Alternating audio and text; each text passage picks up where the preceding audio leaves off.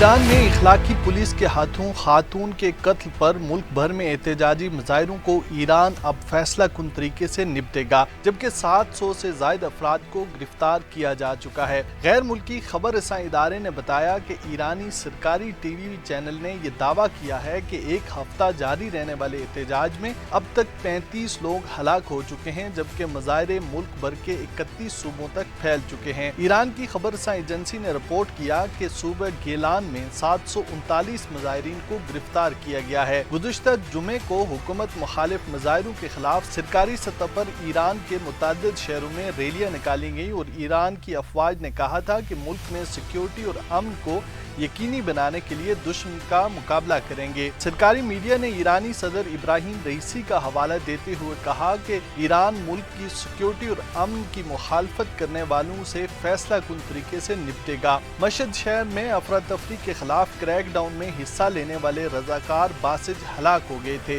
इब्राहिम रईसी ने उनके अहले खाना से फोन पर बात की और इज़हार ताज़ियत किया। सरकारी मीडिया के मुताबिक सदर ने मुजाहिरे और अमन आमा और सिक्योरिटी की सूरत हाल को खराब करने के दरमियान फर्क की जरूरत पर जोर दिया और इन वाक़यात को फसादात करार दिया। गुज़िश्ता हफ्ते ईरान में इखलाकी पुलिस के हाथों गिरफ्तार नौजवान खातून महिसा अमीनी की दौरान हिरासत वफात पर शदीद मुजाहिरे फूट पड़े थे। सोशल मीडिया पर पोस्ट की जाने वाली वीडियोज़ में मुजाहिरीन को ईरान के सूबे कुर्दिस्तान के करीब शहरों से 22 साला महिसा अमीनी के आबाई शहर साकीज़ में जमा होने के बाद हुकूमत मुखालिफ नारे लगाते हुए देखा गया था, जो कि तेहरान के एक अस्पताल में इंतकाल कर जाने वाले खातून का सोग मना रहे थे। इनकी मौत के बाद ईरान में शख्सी आज़ादी की पाबंदियों समेत दीगर मसाइल पर गम और गुस्से को दोबारा भड़काया गया, जहाँ पर खवातीन के लिए लिबास पहनने से मुताल्लिक सख्तियाँ हैं और उनकी माशियत पर पाबंदियाँ आयद हैं। खवातीन ने मुजाहिरों में नुमायां किरदार अदा किया, जिन्होंने नकाब लहराए और जलाए।